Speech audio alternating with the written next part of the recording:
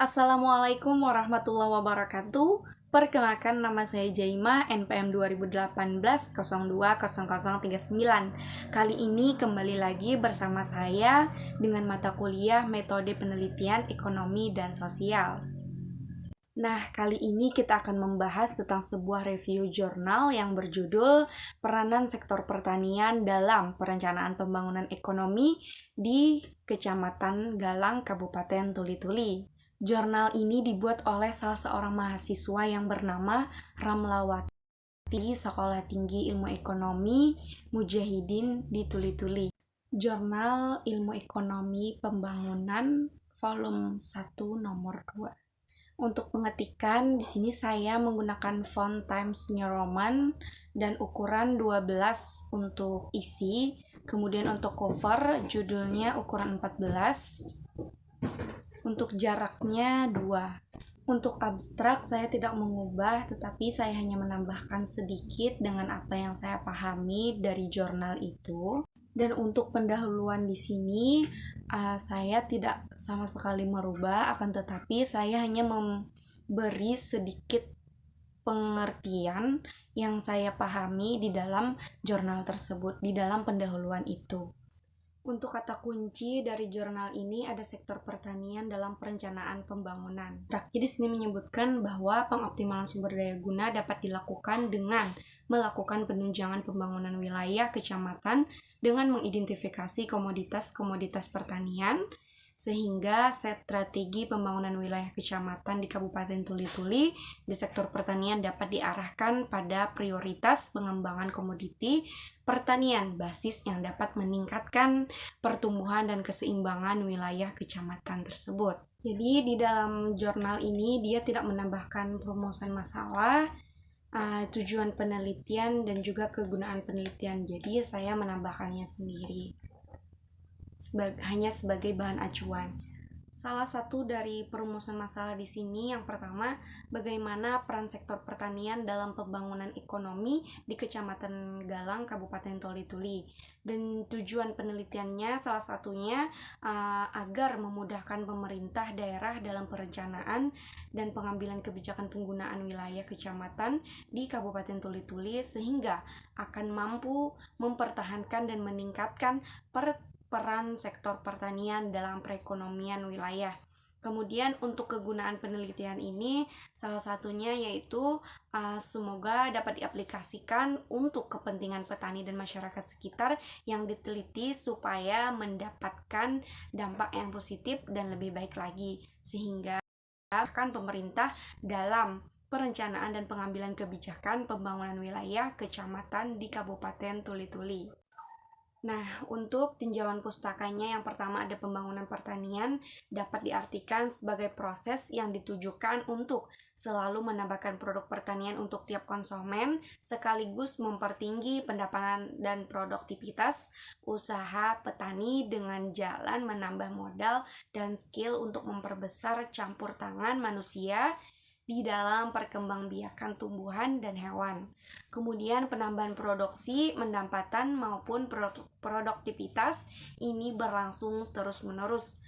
Sebab apabila tidak berarti pembangunan terhenti oleh Sodaryanto dan Erezal pada tahun 2002 ayat 88. Untuk tempat dan waktu penelitian ini dilakukan di Kecamatan Galang, Kabupaten Tuli-Tuli berdasarkan hasil banyaknya jumlah masyarakat yang menjadi petani di kecamatan tersebut.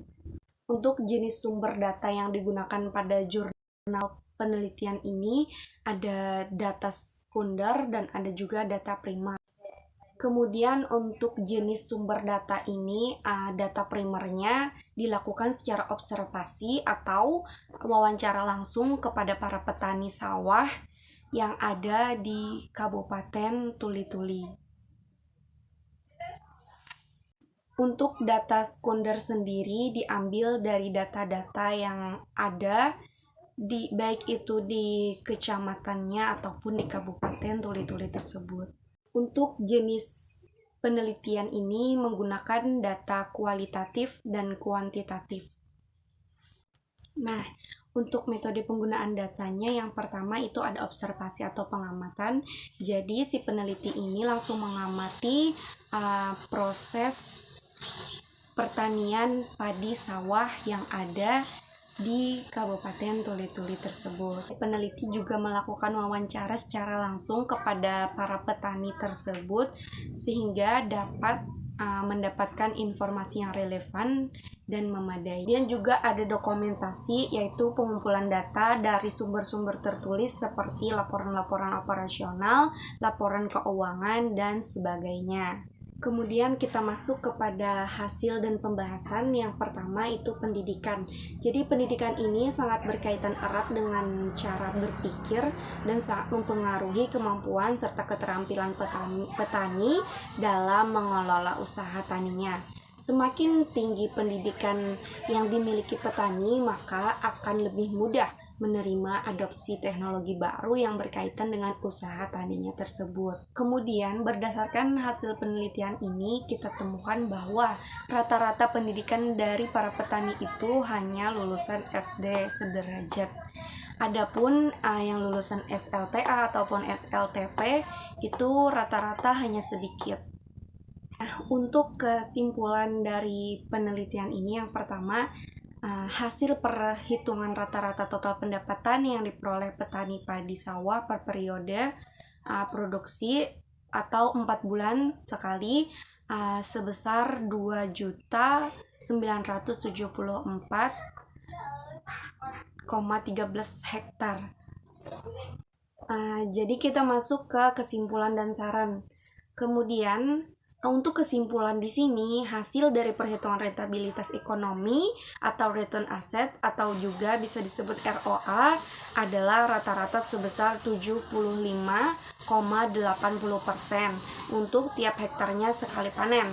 Nah, maka kemampuan petani padi sawah Kecamatan Galang Kabupaten Tuli-Tuli untuk mendapatkan keuntungan usaha tani melalui semua kemampuan dan sumber daya yang ada menunjukkan keadaan yang sangat baik sehingga hasil usaha tani yang dihasilkan dapat layak sesuai dengan keinginan para petani tersebut. Kemudian untuk sarannya, yang pertama kepada petani padi sawah di Kecamatan Galang Kabupaten Tuli-Tuli agar tetap memperhatikan pemanfaatan modal produksi, apakah sesuai dengan apa yang diharapkan atau tidak, karena penggunaan yang kurang terarah akan mengurangi efisiensi untuk mendapatkan keuntungan yang maksimal.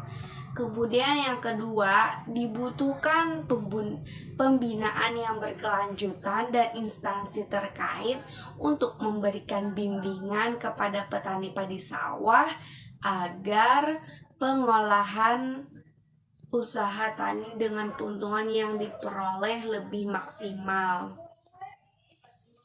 Kemudian untuk sarannya, yang pertama kepada petani padi sawah Kecamatan Galang Kabupaten Tuli-Tuli, di sini menyebutkan bahwa agar tetap memperhatikan pemanfaatan modal produksi, apakah sesuai dengan apa yang diharapkan atau tidak, karena penggunaan yang kurang terarah akan mengurangi efisiensi untuk mendapatkan keuntungan yang lebih maksimal.